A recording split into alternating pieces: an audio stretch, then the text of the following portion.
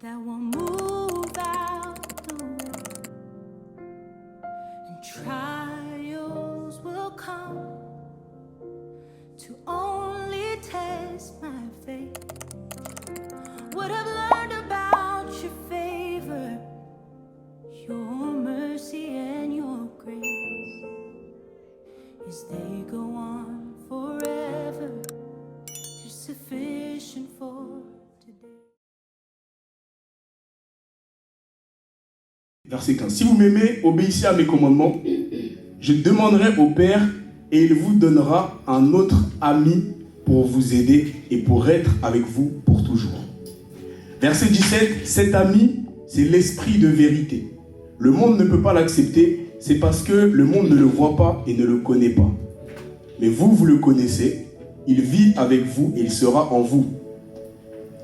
Dans la version française, on nous parlait d'un consolateur, mais j'aime cette version-là qui nous parle d'un ami. On prie souvent pour la puissance du Saint-Esprit, la plénitude du Saint-Esprit pour ce qu'il donne. Mais quand Jésus nous présente le Saint-Esprit, il nous le présente comme un ami. Le terme que lui-même a utilisé, consolateur, en grec se traduit paraclet ou paraklétos. Paraclet ou paraklétos, c'est l'associé, c'est l'avocat, c'est celui qu'on appelle à son secours, c'est le plaidoyer, celui qui plaide en ta faveur. Ça veut dire que le Saint-Esprit, le problème aujourd'hui avec le Saint-Esprit, c'est qu'on le cherche beaucoup trop comme une puissance et moins comme une personne. Alors qu'avant tout, il est une personne, c'est Dieu qui habite en nous. Et Jésus dit ici, je pars, mais je vous laisse un autre ami. Je pars, mais je vous laisse un autre ami qui restera avec vous. Aujourd'hui, on a beaucoup parlé du Saint-Esprit en tant que puissance, mais aujourd'hui, j'aimerais te le présenter en tant que personne et en tant qu'ami. Le Saint-Esprit, c'est ton ami. Tout ce que Jésus faisait, tout ce qu'il faisait quand il était ici, le Saint-Esprit a été envoyé pour le faire. C'est pour ça que Jésus dit, par exemple, quand il viendra, il vous enseignera toutes choses. Jésus enseignait aux disciples. Mais il dit, quand le Saint-Esprit viendra, il vous enseignera. Jésus manifestait la gloire de son Père. Mais il dit, quand le Saint-Esprit viendra, il manifestera ma gloire. Tout ce que Jésus faisait quand il était sur terre, le Saint-Esprit le fait aujourd'hui avec nous.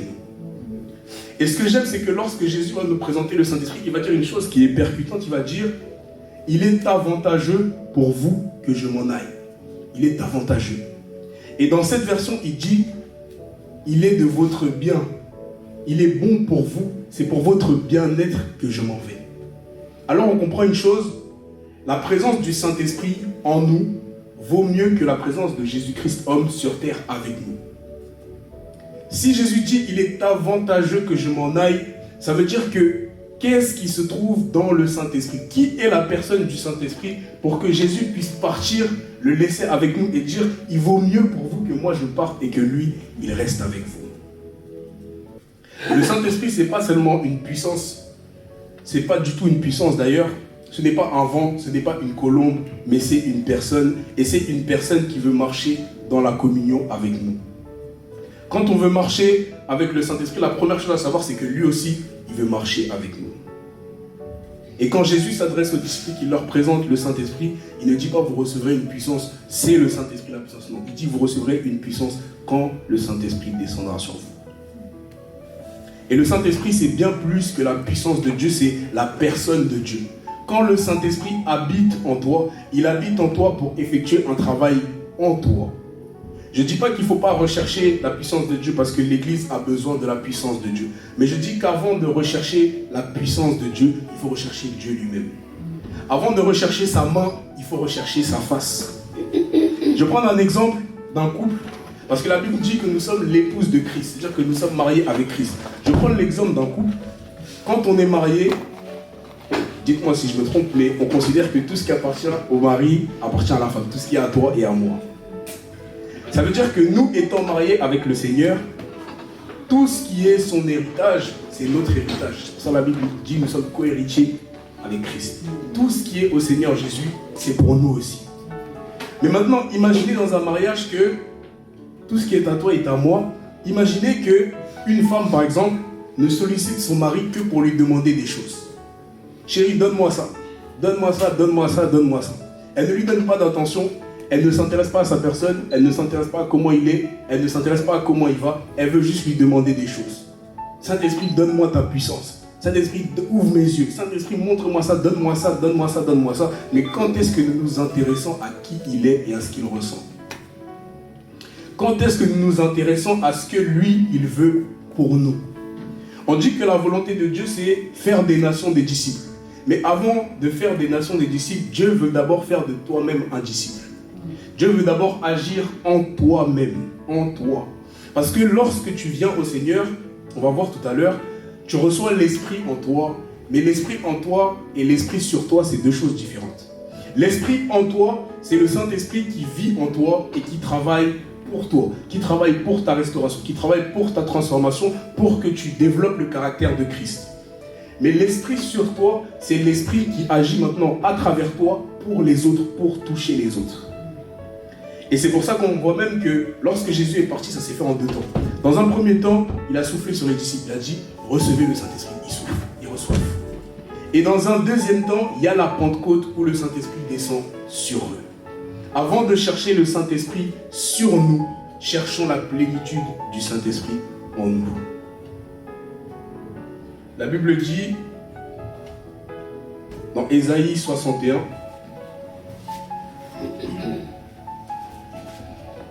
Ésaïe 61, « L'Esprit du Seigneur de l'Éternel est sur moi, parce que l'Éternel m'a consacré par onction pour annoncer une bonne nouvelle aux pauvres.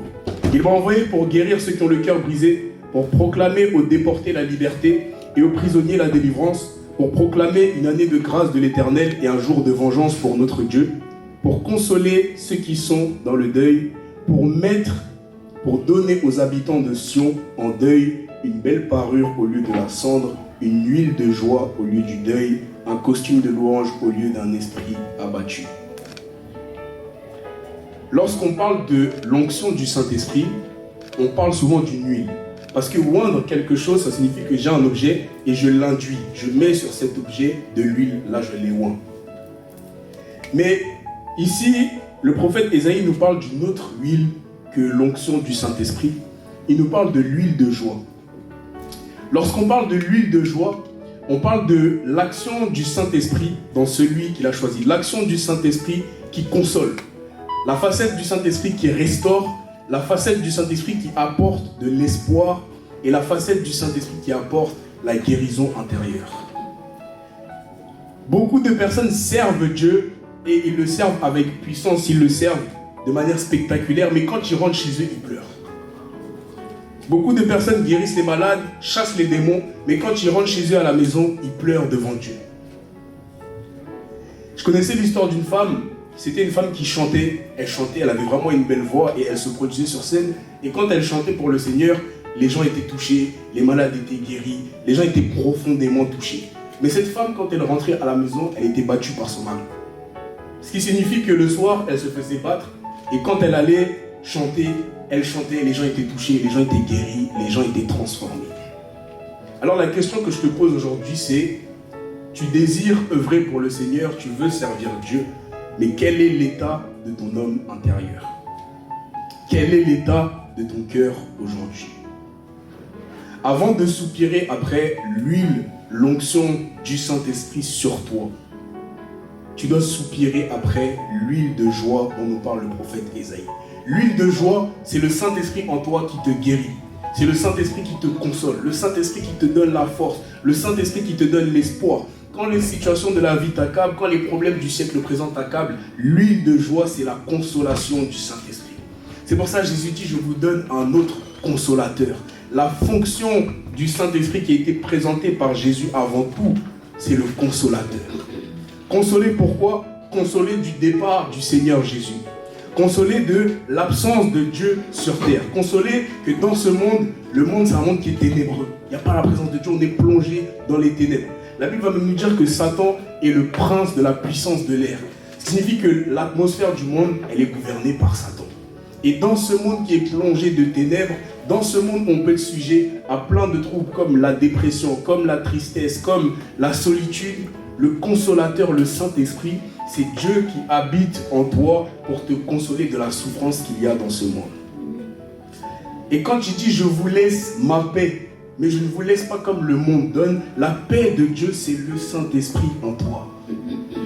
Le Saint-Esprit en toi fait que peu importe les situations qui se passent autour de toi, peu importe ce qui t'arrive dans la vie, tu as constamment la paix. Tu peux être dans la pire des situations, tu as la paix. Tu peux même demain être incarcéré en prison, tu auras la paix. Ça, c'est l'œuvre du Saint-Esprit en toi. Mais le problème, c'est qu'aujourd'hui, on veut le Saint-Esprit sur nous, sans nous focaliser sur ce que le Saint-Esprit peut faire en nous. On veut aller servir Dieu, on va aller prier pour les malades, sans guérir d'abord des blessures que nous avons à l'intérieur. On veut voir la main du Saint-Esprit, mais on ne veut pas voir sa face. Mais il y a une réalité, comme je parlais tout à l'heure du mariage, qui est que quand tu es marié, tout ce qui est à toi est à moi. Ça veut dire que si tu apprends à développer cette communion avec la personne du Saint-Esprit, avec le cœur du Saint-Esprit, tout ce qui est à lui sera à toi. Le Saint-Esprit, il est paix, tu auras la paix. Le Saint-Esprit, il est doux, tu auras la douceur. Le Saint-Esprit, il est puissant, tu auras la puissance. C'est pour ça que la Bible nous parle dans le livre de Galates des fruits de l'Esprit. L'amour, la douceur, la tempérance, la foi, la maîtrise de soi. Toutes ces choses, c'est les œuvres du Saint-Esprit. Mais ce n'est pas l'œuvre du Saint-Esprit sur toi. C'est l'œuvre du Saint-Esprit en toi. Et l'exemple, j'ai un exemple de ce phénomène dans la Bible, dans 2 Rois, chapitre 2, au verset 19, c'est l'histoire d'Élisée. Élisée, on connaît tous, c'est un prophète de Dieu qui a fait beaucoup de choses pour le Seigneur. Il a ressuscité un enfant, il a séparé les eaux avec la veste d'Élie. C'est un prophète qui faisait beaucoup de choses extraordinaires. Et un jour, l'eau de la ville était polluée. Élisée a mis du sel dans l'eau et il a déclaré que l'eau serait saine. Donc toute la ville était contente, l'eau est saine. Dieu a utilisé Élisée pour assainir les eaux. Et pendant qu'il repart chez lui, pendant qu'il marche, on nous dit qu'il y a des enfants, des jeunes enfants, qui le voient passer. Et Élisée, il avait une calvitie.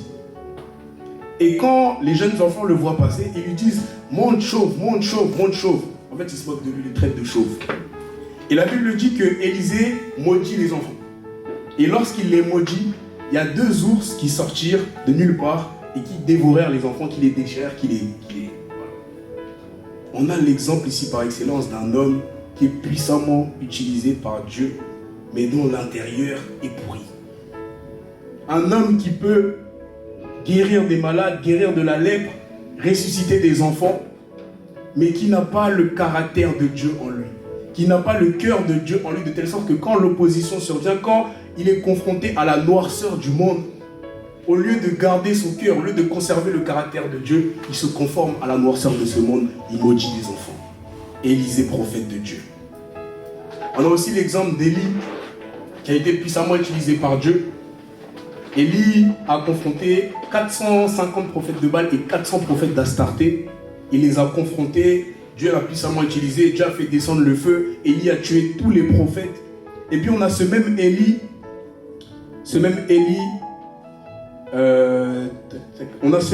dans 1 Roi chapitre 19, qui s'enfuit et qui dit à Dieu, ôte-moi la vie. Il dit maintenant Jézabel me cherche, ils veulent m'enlever la vie, ils veulent me tuer, ôte-moi la vie.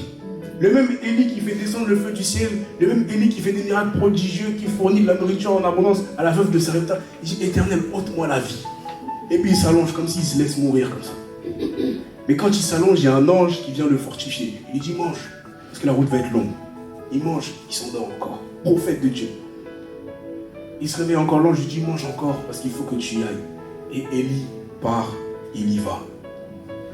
Il part, il va au mont Horeb pour se ressourcer.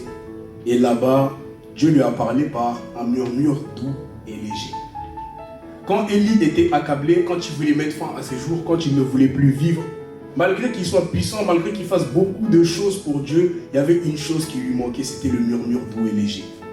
Et le murmure doux et léger, c'est la douce, la tendre voix du Saint-Esprit. Ce n'est pas la puissance de Dieu qui guérit ton homme intérieur de tes blessures. Ce n'est pas la puissance de Dieu qui te fortifie dans la vie de tous les jours, qui fait que quand les épreuves arrivent, tu tiens ferme. C'est le Saint-Esprit en toi. C'est l'huile de joie. C'est plus l'huile du Saint-Esprit, c'est l'huile de joie qui est en toi, qui te console, qui apporte la restauration, la consolation dans ta vie. C'est l'huile de joie. Et je vais encore poser une question.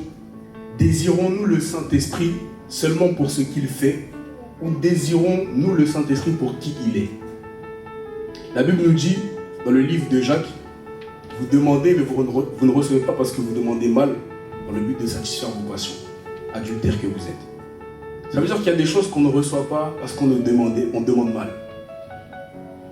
Quand tu demandes la puissance du Saint-Esprit, si demain la puissance du Saint-Esprit descend sur toi, est-ce que le cœur que tu as te permettra de gérer cette puissance? Je vais aller plus loin. Imaginons que quelqu'un t'a fait beaucoup de mal dans la vie. Quelqu'un t'a fait beaucoup de mal, on va me dire le meurtrier de tes parents. Il t'a fait beaucoup de mal. Il a fait du mal à toute ta famille. Il a tué tes parents, il a tué ta famille. Et demain, tu apprends que ce meurtrier, il est hospitalisé. Il est dans un lit d'hôpital. Entre la vie et la mort. Et puis le Saint-Esprit te dit, va prier pour lui. Va prier pour qu'il guérisse. Est-ce que tu pourras aller prier pour lui? Tu auras la puissance sur toi, mais est-ce que tu auras le cœur pour aller prier pour lui? Imagine que demain, tu apprends que la personne à qui tu confies tout se retourne contre toi, elle dit tout à tout le monde. Elle va tout dire à tout le monde. Et puis demain, cette personne perd un proche. Elle a besoin d'une consolation. Est-ce que tu auras le cœur de Dieu pour la consoler? Est-ce que tu auras le cœur de Dieu pour dire, cette personne m'a fait beaucoup de mal, mais la volonté de Dieu, c'est qu'elle soit restaurée. Cette personne m'a fait beaucoup de mal, mais je dois l'aimer comme je m'aime moi-même. Aime ton prochain comme toi-même. Je dois l'aimer comme je m'aime. Est-ce que tu auras assez d'amour pour aller prier pour cette personne? On a beaucoup parlé des dons spirituels, mais lorsque l'apôtre Paul parle des dons spirituels dans 1 Corinthiens, chapitre 14, à partir du verset 1, il dit « Recherchez l'amour, aspirez aussi aux dons spirituels. » Et dans la version de cette Bible-là, c'est « Marchez sur le chemin de l'amour et aspirez aussi aux dons spirituels. » Ça veut dire que ton chemin principal, c'est le chemin de l'amour. Ton chemin principal, c'est le chemin de Dieu qui a tant aimé le monde, qui s'est sacrifié pour chaque personne qui est dans ce monde. Ton chemin, c'est chaque personne. Je dois témoigner de l'amour à chaque personne parce que Jésus est mort pour chaque personne qui est dans ce monde. Ça, c'est le chemin principal. Et il dit maintenant, sur ce chemin de l'amour que vous empruntez, aspirez aussi aux dons spirituels. Aspirez aussi. Vous savez, moi, j'aime dire que tu peux avoir les 9 dons de l'esprit. Comme tu peux ne pas avoir les 9 dons de l'esprit. Mais les dons spirituels peuvent se manifester dans une situation où peut-être qu'à l'origine, ce don-là, tu ne l'as jamais manifesté. Mais tu as tellement de compassion pour la personne qui est devant toi. Par exemple, tu vois un malade, tu n'as jamais manifesté le don de guérison, mais tu as tellement d'amour pour cette personne-là, tellement de compassion, que sur le moment même, tu imposes les mains à la personne est guérie. Tu n'as pas le don de guérison, mais tu as tellement d'amour, tellement de compassion. Comme Jésus, quand il parlait avec les gens. Jésus rempli de compassion. Jésus rempli de compassion. Il y avait un homme qui était aveugle. Il était sur le côté du chemin. Il crie, Jésus, fils de David, aie pitié de moi. On dirait, tais-toi, tais-toi. Jésus, fils de David, aie pitié de moi. Tais-toi, tais-toi, tais-toi. Ça, c'est le cœur de l'homme. Tais-toi, tais-toi, tais-toi. Quand un homme appelle à l'aide, voilà comment le cœur humain réagit. Tais-toi, tais-toi, tais-toi, tais-toi. Jésus, fils de David, aie pitié de moi. Mais cet homme, il a crié, Jésus, fils de David, aie pitié de moi. Et Jésus a entendu, que veux-tu que je fasse pour toi? Il dit que je retrouve la vue. Jésus a prié pour lui, il a retrouvé la vue. Le cœur de l'homme, le problème de se confier en l'homme, c'est que l'homme ne saura pas apporter une consolation comme Dieu apporte une consolation. Le cœur de l'homme ne peut pas comprendre ta douleur comme Dieu comprend ta douleur. Et c'est pour ça que nous devons aspirer à l'huile de joie. Quand le Seigneur parle au prophète Ésaïe, il s'adresse à Israël, il dit « Ainsi parle l'Éternel, celui qui t'a formé, celui qui te connaissait dans le ventre de ta mère, celui qui connaît ton cœur et tes reins. Celui qui connaît ton cœur, celui qui connaît tes reins, c'est Dieu. C'est pas l'homme. » Ça veut dire que la seule personne qui est capable d'apporter la paix dans ta vie, la consolation, la restauration, c'est l'Esprit de Dieu en toi, c'est l'huile de joie. La puissance ne fait pas ces choses. La puissance fait que quand tu vas prier pour les gens vont être guéris, les gens vont recevoir du bien. Mais toi-même, qui est l'instrument que Dieu utilise, celui qui va être capable d'apporter la paix, la lumière et la consolation en toi, c'est l'Esprit de Dieu en toi. Amen. L'Esprit de Dieu, c'est plus qu'une puissance. C'est pas une puissance. C'est pas une colombe, c'est pas un feu, c'est une personne. Quand on parle du baptême de Jésus et qu'on parle de la colombe, La colombe, ça symbolise la pureté. Le Saint-Esprit, il est pur, il est doux. Vous voyez, une colombe, quand elle vole, c'est beau à voir. La colombe, ça symbolise la pureté. Mais en aucun cas, ça signifie que le Saint-Esprit est une colombe. Le Saint-Esprit, c'est une personne. Et dans ce passage de Jean chapitre 14, pardon, là où j'ai lu tout à l'heure au verset 16, il dit, je vous donnerai un ami, le Saint-Esprit. Et au verset 20, il dit, au verset 18, il dit, je ne vous laisserai pas comme des enfants qui n'ont pas de parents, je viendrai à vous. Le Saint-Esprit, c'est celui qui a le rôle, la mission de rendre Jésus vivant et réel dans ta vie. C'est celui qui a le rôle de faire en sorte que, tel que tu es, tu vis et tu expérimentes plus Jésus que s'il était avec toi. Encore plus, parce qu'il a dit, il est avantageux que je parte. Le Saint-Esprit a cette capacité à faire en sorte que dans ta vie, tu expérimentes plus Jésus que s'il était là avec toi. Et il dit, je ne vous laisserai pas comme des enfants qui n'ont pas de parents, comme des orphelins. Je me suis un peu renseigné sur l'orphelinat et je me suis renseigné comment ça se passe quand tu veux adopter un orphelin. L'orphelin, il est dans l'orphelinat et quand quelqu'un veut l'adopter, avant ses 13 ans, l'orphelin n'a pas son mot à dire sur qui l'adopte. C'est à partir de 13 ans qu'il peut faire entendre sa voix et qu'il peut dire non, je ne peux pas être adopté, oui, je vais être adopté par cette personne. Avant, il peut, mais c'est plus compliqué. Ça signifie que quand tu es orphelin, quand tu viens au Seigneur, que tu es un bébé ou que simplement tu n'es pas encore affermi dans le Seigneur, n'importe qui peut t'adopter en tant qu'orphelin. Je m'explique. Tu marches dans le Seigneur et le Seigneur t'a envoyé le Saint-Esprit qui est là pour être ton Père sur terre.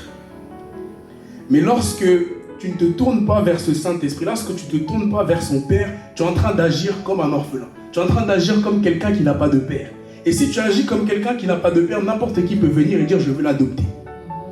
Et comme dans l'orphelinat, si tu as moins de 13 ans, ça veut dire si tu n'es pas affermi, n'importe qui peut t'adopter. Et quand je dis n'importe qui, c'est la dépression, la solitude, les peines de cœur. Toutes les œuvres des ténèbres, toutes les œuvres du royaume des ténèbres peuvent t'adopter parce que tu agis comme si tu n'avais pas de Père. Mais lorsque tu agis avec le Saint-Esprit, lorsque tu marches avec le Saint-Esprit, la Bible dit la loi de l'Esprit m'a franchi de la loi du péché. C'est-à-dire quand je suis affranchi par le Saint-Esprit, le péché il est là, il est là, il est là, mais sur moi il n'a pas d'impact. Sur moi il ne fait rien, il ne m'attire pas, il ne m'intéresse pas. La dépression elle toque à ma porte, mais quand elle toque, elle voit que j'ai déjà un Père, elle ne rentre pas. Amen. C'est ce que fait le Saint-Esprit en nous. Il y a plus que la puissance du Saint-Esprit, il y a la communion avec le Saint-Esprit. Tout à l'heure, je vous parlais de l'amour. Est-ce que tu arriveras à prier pour le meurtrier de tes parents, pour ton ennemi? Il y avait un jour où je devais me rendre à un endroit. Et à cet endroit, il y avait une personne que je connaissais seulement de vue, mais à qui je n'avais jamais adressé la parole. Et la veille, quand je devais y aller, le Saint-Esprit me dit, tu devras parler à cette personne et tu devras lui dire ça. C'est des paroles d'encouragement. Et moi, j'ai dit, Saint-Esprit, cette personne-là, moi, je la sens pas. Je la sens pas parce que j'ai pas spécialement envie d'être pote avec lui. Je dis non, j'ai pas envie. J'ai dit non, je vais pas. C'était il y a un petit moment. Je dis non, je vais pas. Le lendemain, j'arrive sur les lieux, je vois la personne, ça me presse. Je dis non, je vais pas. Je continue ma vie. Et puis, c'est là que je dis Dieu fait bien les choses. Il y a un moment où je me retrouve tout seul. Donc je suis au milieu, il y a plein de gens qui parlent entre eux et moi je suis tout seul au milieu. Et la personne aussi elle est tout seule. Je dis Seigneur. Je dis mais lui j'ai pas envie d'avoir d'interaction avec lui, je le sens pas. Et j'ai dit bon, on va y aller quand même. Donc je suis allé le voir parce que ça me pressait trop. Je lui ai parlé. Et il s'avérait que cette personne c'était une personne qui était en baisse de foi. Il était en baisse de foi, sa vie en Christ elle était au plus bas. Et c'était quelqu'un qui n'avait pas d'entourage en Christ, il n'avait personne à qui parler. Alors le fait que j'aille lui parler, il était content, il a dit franchement, ça me fait du bien de te parler, j'ai pas l'occasion de discuter comme ça souvent avec des gens qui sont en Christ, etc. Et ça me fait du bien de te parler. Et ça l'a vraiment reboosté. Et puis ce jour-là, j'ai dit, wow, je me suis repenti, j'ai dit Seigneur, pardonne-moi. Parce qu'à cause de mon ego, à cause de ma chair, à cause du fait que moi j'ai pas envie de parler avec lui, j'ai pas envie d'être pote avec lui. Il était en baisse de foi, il aurait pu abandonner sa marche, il aurait pu partir, il aurait pu te lâcher. Mais j'ai été obéissant et surtout, j'ai fait preuve d'amour. Et c'est là que je veux aussi attirer votre attention sur l'obéissance. Quand on cherche, quand on aspire à la puissance de Dieu, il faut être obéissant. La Bible dit l'obéissance vaut mieux que le sacrifice.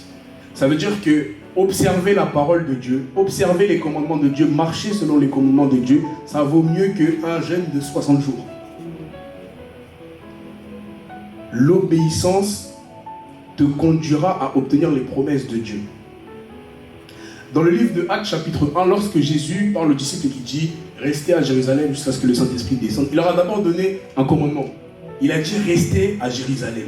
Ça veut dire « Soyez obéissants, restez ici, ne vous éloignez pas de Jérusalem tant que le Père n'a pas envoyé le Saint-Esprit ». Ça veut dire que la descente du Saint-Esprit, elle dépendait de leur obéissance à ce commandement-là. S'ils ne restaient pas à Jérusalem, Dieu seul sait quand ils allaient recevoir le Saint-Esprit. Ça veut dire que même pour recevoir les promesses de Dieu, le Saint-Esprit, comme on l'a dit pendant tout ce temps, c'est une promesse. C'est une promesse. Le Saint-Esprit, il est en nous. Et le baptême du Saint-Esprit, c'est une promesse. Mais sans l'obéissance, tu vas avoir du mal à vivre les promesses de Dieu. C'est pour ça qu'il y a beaucoup de personnes qui ont l'impression que les promesses de Dieu ne s'accomplissent pas. C'est pas qu'elles ne s'accomplissent pas, mais la promesse de Dieu, elle est conditionnée par ton obéissance. C'est pour ça que quand Dieu a fait la promesse à Abraham, il a dit quoi? Quitte la maison de ton père et ta mère, va dans le pays que je te montrerai, et voici ce qu'il y aura. Tu auras une multitude de nations, tu seras béni, ta descendance sera pareille aux étoiles du ciel. Mais seulement si quoi? Seulement si tu quittes la maison de ton père et ta mère.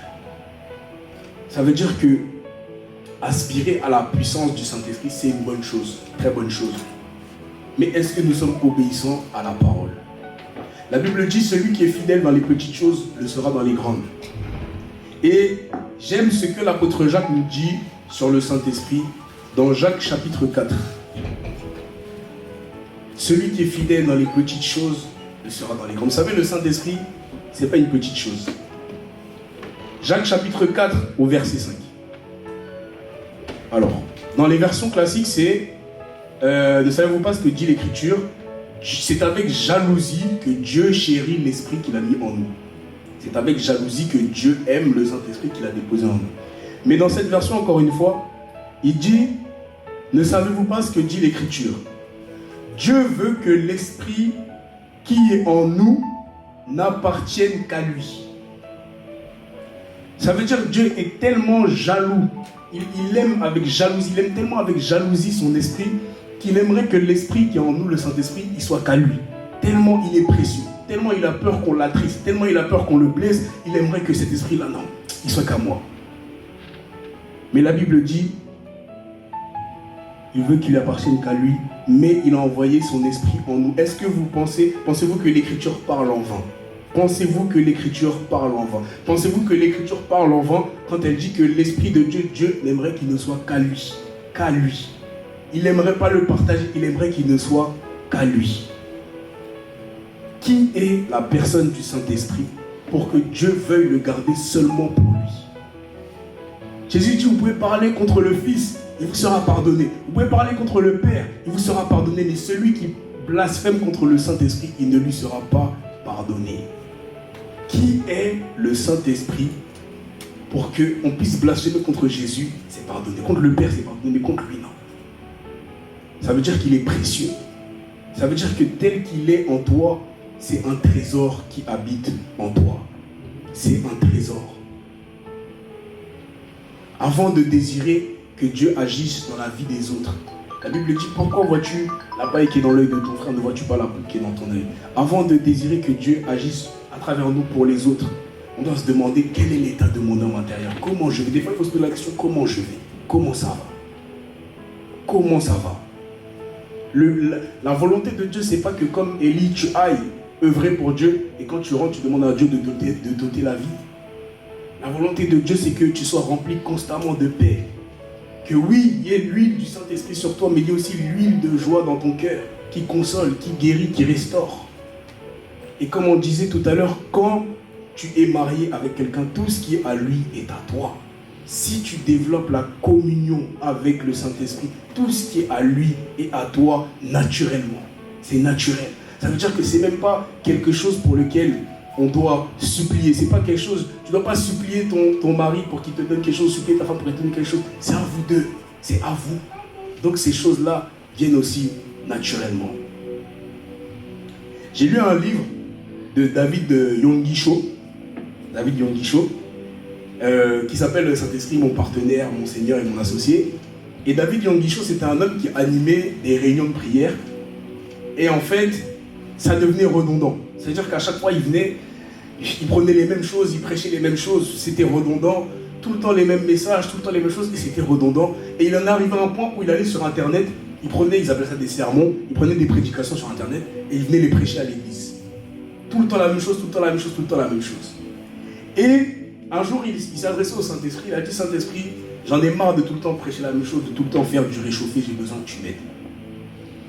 Et pendant qu'il est en train de parler au Saint-Esprit, il y a sa femme qui vient, qui lui dit, écoute chérie, t'as pas passé de temps avec moi aujourd'hui, viens passer du temps avec moi, viens, on va faire ci, on va faire ça. Il dit, non, moi je dois me concentrer sur mes trucs.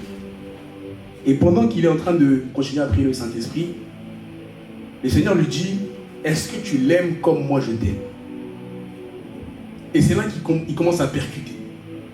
Il commence à percuter que l'une des choses qui a empêché que la manifestation de Dieu puisse agir pleinement dans sa vie, c'était la relation qu'il avait avec sa femme. C'est-à-dire ce qui bloquait la puissance de Dieu, c'était lui, l'état de son cœur.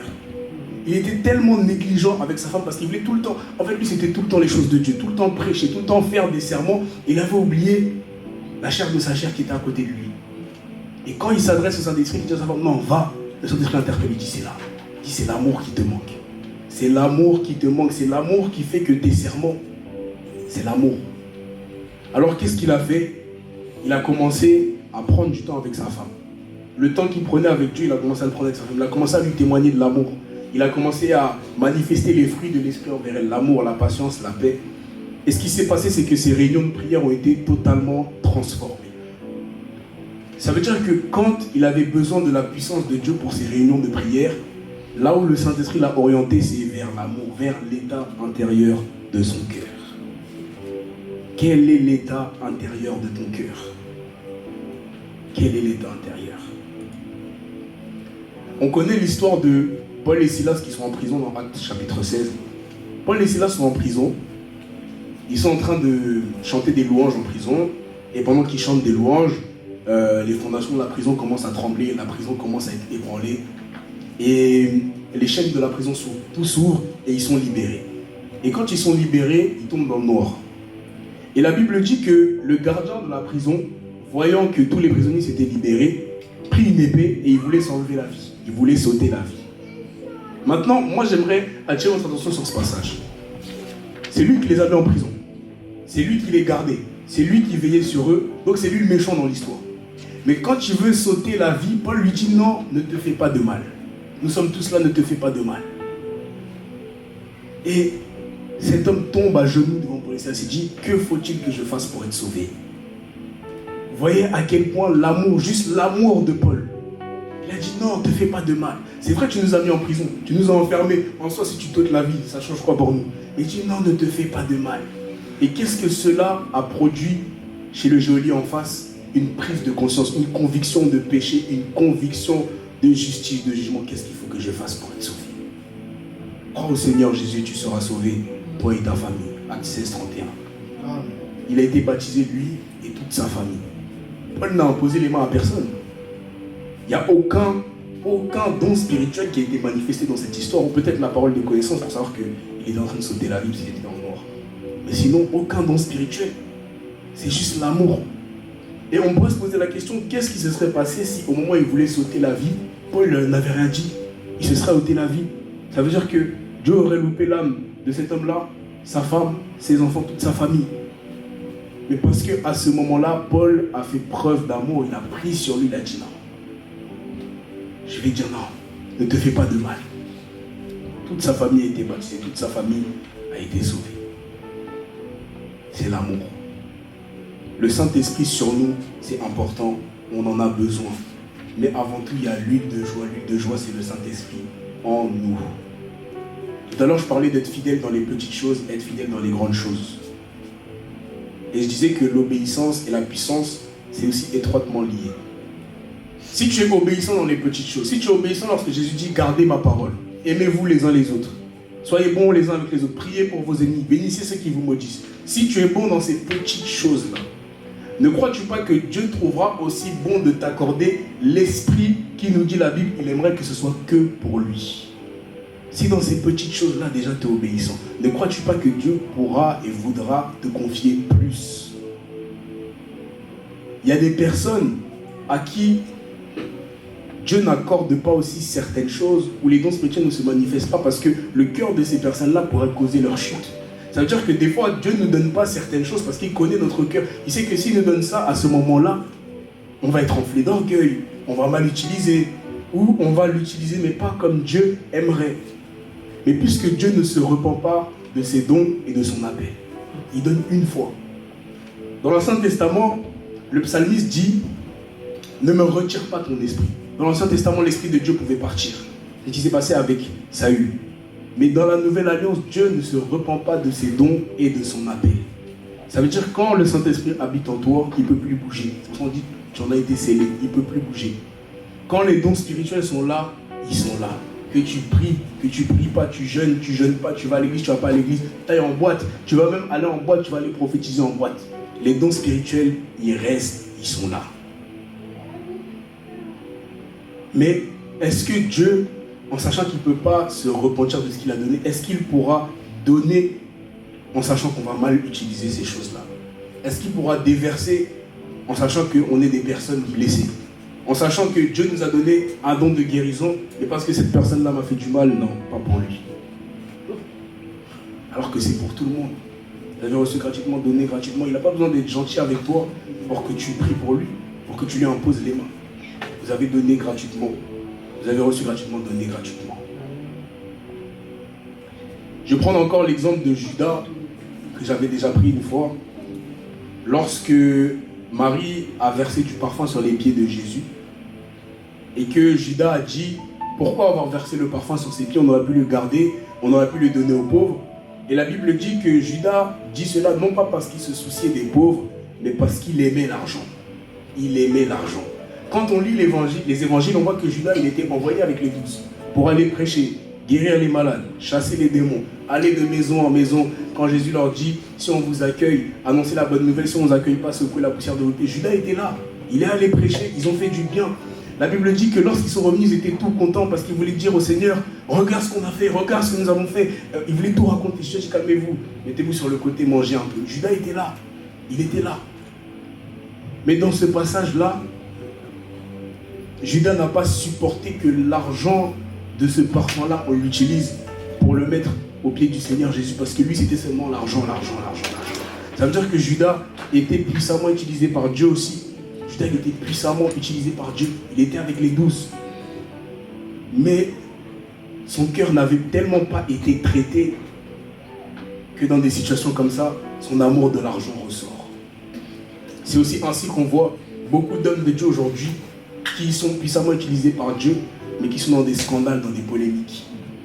Et après, on se demande pourquoi les gens ne veulent plus venir à Christ. Ah non, je suis allé à l'église, il s'est passé ça. Oui, mais pourtant c'est un pasteur, donc lui, normalement, ça devrait être bon. Et c'est l'intérieur qui n'a pas été traité. C'est l'huile de joie qui n'a pas été déversée dans le cœur. Il y a l'huile sur lui, mais l'huile de joie n'a pas été déversée dans le cœur. Et en tant qu'enfant de Dieu, on ne devrait jamais être une occasion de chute pour qui que ce soit. Quand on va prêcher Jésus, la Bible dit qu'on est des ambassadeurs de Christ. C'est-à-dire on est des représentants. Moi, l'exemple que j'ai pris la dernière fois, c'est la Corée du Nord. Combien d'entre nous sont déjà allés en Corée du Nord? On ne va pas en Corée du Nord. Pourtant, on n'y est jamais allé. Et pourquoi on n'y va pas? Parce qu'on a l'image de... Voilà. On a son image, l'image de cet homme-là qui est en Corée du Nord. On voit ce qu'il fait, on entend ce qu'il dit, comment ça se passe dans son pays, on ne veut pas y aller, on ne veut pas. Même si on dit oui, mais tu peux y aller, on ne veut pas. Pourquoi? Parce qu'on a les échos, on a l'ambassadeur de ce pays-là qui est de telle sorte que ça ne donne pas envie d'y aller. Il y a des gens qui ne sont jamais allés à l'église, mais à cause des ambassadeurs de l'église, ils ne veulent plus venir. Ils ne sont jamais allés. Mais c'est comme la Corée du Nord. Dis-moi, va en Corée du Nord, je vais dire non. Parce que l'ambassadeur, je trouve que ça ne donne pas envie. Et c'est comme ça qu'il y a des gens qui ne veulent plus venir au Seigneur. Parce qu'ils disent là-bas on m'a fait ça, là-bas on m'a fait ça.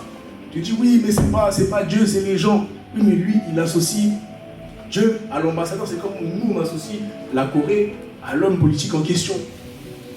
C'est pareil. Kim Jong-un. Comment on explique aujourd'hui qu'il y a des gens qui ne veulent plus venir à l'église?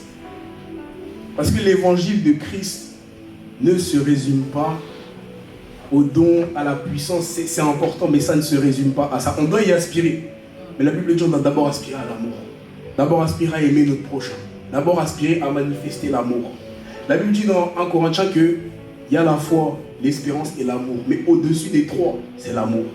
Ça veut dire que déjà la foi, c'est quelque chose de bizarre, c'est surnaturel. On dit si tu as la foi, tu dis à la montagne, déplace-toi, elle se déplace, c'est déjà bizarre. On a l'espérance aussi, bizarre aussi. Et on dit au-dessus de tout ça, il y a l'amour. Il y a l'amour. Les dons spirituels, ils se manifestent par la foi. Mais les dons spirituels peuvent aussi se manifester par l'amour. Tu as de l'amour pour quelqu'un, tu as de la compassion. Les dons se manifestent. Et l'apôtre Paul dit l'amour, c'est même au-dessus de la foi. Au-dessus de la foi. On aspire à la main du Saint-Esprit, à voir ses œuvres, à voir ce qu'il fait. Mais est-ce qu'on aspire à voir sa face? Quand Moïse a rencontré le Seigneur au mont Sinaï, il a dit je veux voir ta gloire. Le Seigneur a dit tu ne peux pas voir ma face. Tu ne peux pas.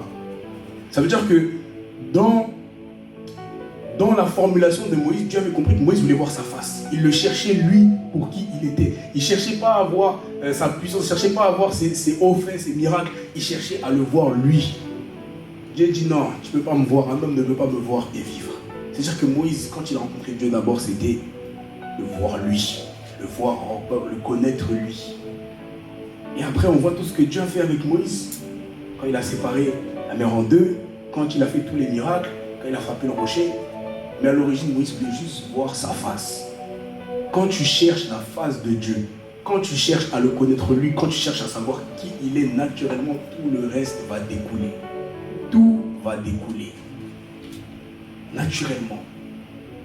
Et tu dois d'abord chercher sa face à lui. D'abord chercher qui est le Saint-Esprit, qui est la personne du Saint-Esprit.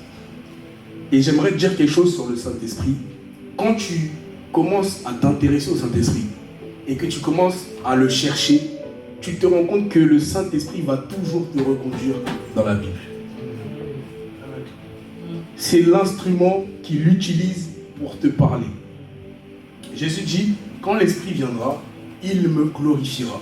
Il ne parlera pas de lui-même, mais tout ce qui est à moi, il vous l'annoncera. Tout ce qui est en moi, il vous donnera. Tout, en fait, il est là pour moi, le Saint-Esprit. C'est-à-dire le Saint-Esprit, il est là pour Jésus. Tu vas dire, Saint-Esprit, laisse-moi apprendre à te connaître. Il va te donner un verset. Il va te conduire dans la parole. Saint-Esprit, laisse-moi passer du temps avec toi. Il va ouvrir ta Bible. Toujours ouvre ta Bible. Et moi, au début, ça, c'est quelque chose que je ne comprenais pas. Je disais, Saint-Esprit, je veux apprendre à te connaître tout le temps. Il me conduisait dans la Bible. Je disais, mais moi, c'est pas ça. Moi, c'est toi. Jusqu'au jour où j'ai compris qu'en fait, il est dedans. Le Saint-Esprit est dedans.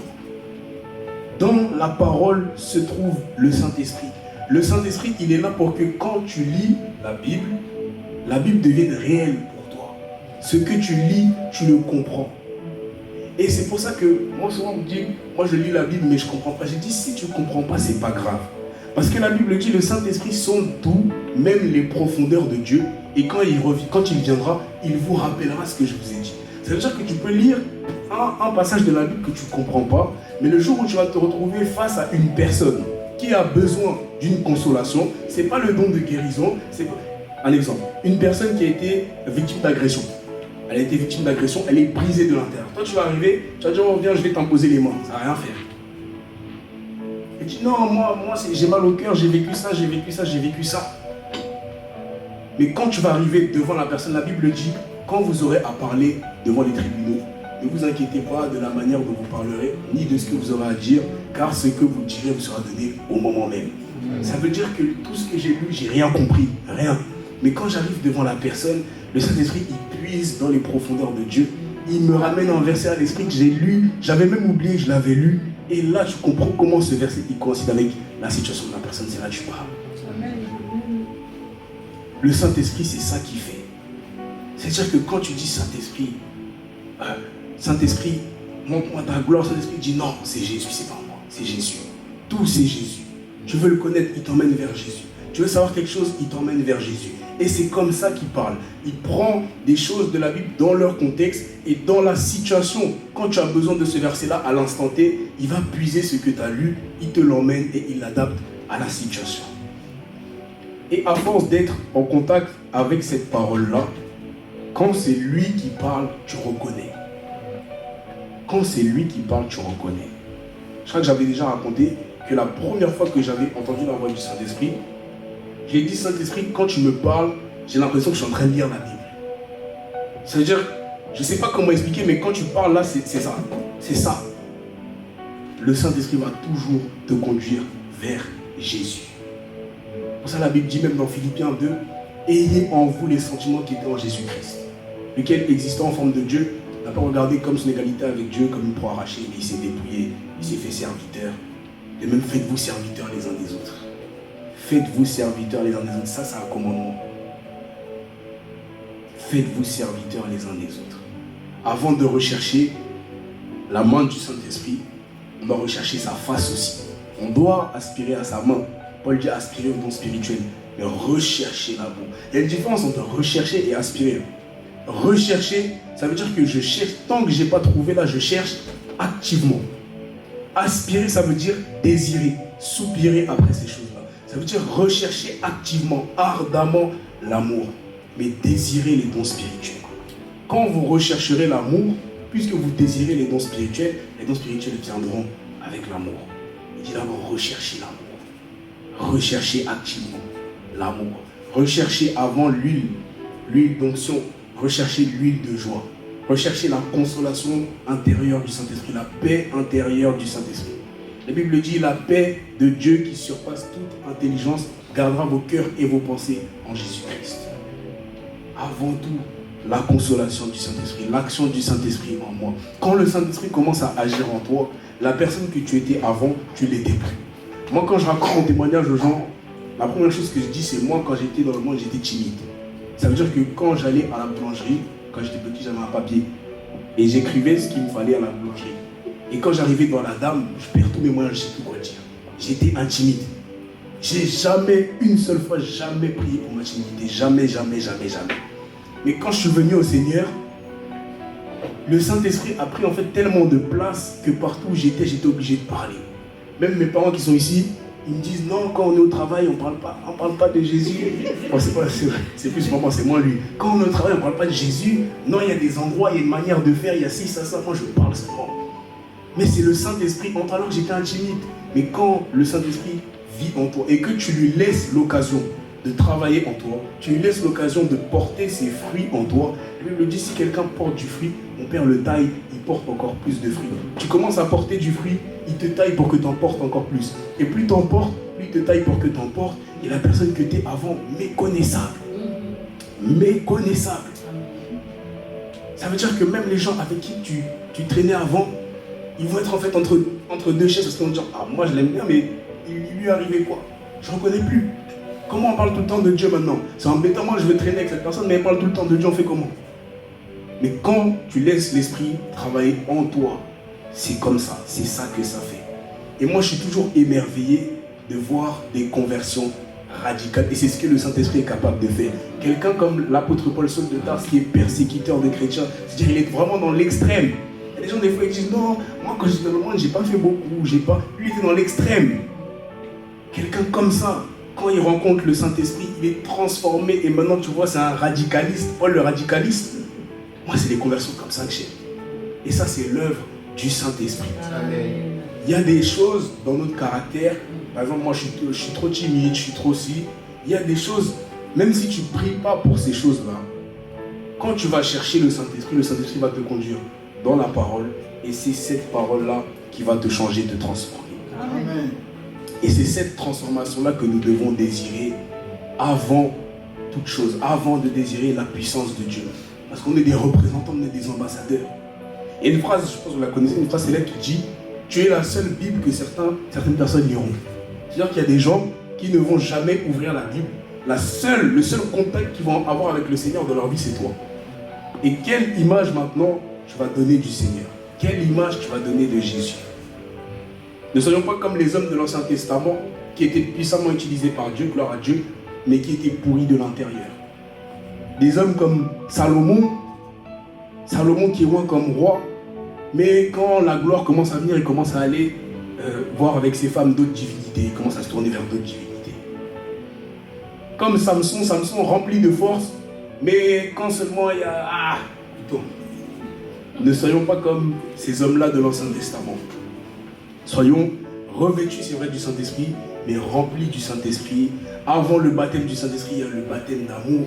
Soyons baptisés d'amour, soyons remplis des sentiments de Jésus-Christ. Et toutes les choses qu'on lit, toutes les promesses que nous lisons, par l'obéissance, par l'attachement au Saint-Esprit, l'attachement à la parole, c'est des choses qui viendront en leur temps. Mais je veux simplement dire que il y a des choses, quand elles ne viennent pas, ça ne veut pas dire que la promesse de Dieu tarde. Habakkuk, chapitre 2. Si la promesse tarde, attends-la, car elle s'accomplira certainement. C'est une prophétie dont le temps est marqué, elle court vers son accomplissement. Les promesses de Dieu ne tardent pas. Mais parfois, c'est jusqu'à certaines choses qui empêchent que la promesse de Dieu puisse s'accomplir maintenant. Mais demandons-nous, qu'est-ce qui dans ma vie retarde la promesse de Dieu sur ce point-là? J'ai aspiré, j'ai demandé, Seigneur, accorde-moi de pouvoir aller prêcher en ton nom. Accorde-moi de pouvoir manifester mes dons spirituels. Qu'est-ce qui empêche dans ma vie que la promesse de Dieu tarde? La Bible dit, on ne met pas du vin nouveau dans de vieilles outres. Sinon les outres éclatent. Ça veut dire que quand Dieu veut déverser son esprit sur toi, assure-toi d'abord que c'est bon, j'en suis rempli. J'ai le caractère de Christ, j'ai les sentiments de Jésus, j'aime mon prochain. Et tout ce qui me manque maintenant, c'est juste ça pour pouvoir aller pleinement manifester le royaume de Dieu. Aspirons d'abord au baptême d'amour, à l'huile de joie, à la restauration, à la guérison, la consolation, à connaître le Saint-Esprit comme une personne, à connaître sa face avant de connaître sa main, à le chérir comme un ami, à l'aimer comme un époux, avant de chercher seulement ce qu'il donne. Parce que ça, chez nous, on dit, c'est les profiteurs. On est des profiteurs. On veut seulement ce qu'il donne, on est des gratteurs. Seulement ce qu'il donne. Donc on va prier, on va élever la voix, et on va demander à Dieu qu'il puisse nous transformer de l'intérieur. On va dire à Dieu que on sait que ses promesses sont pour nous, que ses promesses s'accompliront certainement, qu'il va déverser, comme il l'a dit, Joël 2,28, dans les derniers jours, je répandrai mon esprit sur toute chair. Vos fils et vos filles prophétiseront, vos vieillards auront des songes, et vos jeunes gens auront des visions. Il va le faire, mais nous voulons être disposés, nous voulons être des vases disposés, remplis d'amour, qui manifesteront déjà l'amour et le règne de Dieu. Et nous voulons recevoir cette promesse. Et nous voulons la voir au nom de Jésus. Père, dans le nom de Jésus-Christ, nous te rendons grâce, Papa, pour ta parole.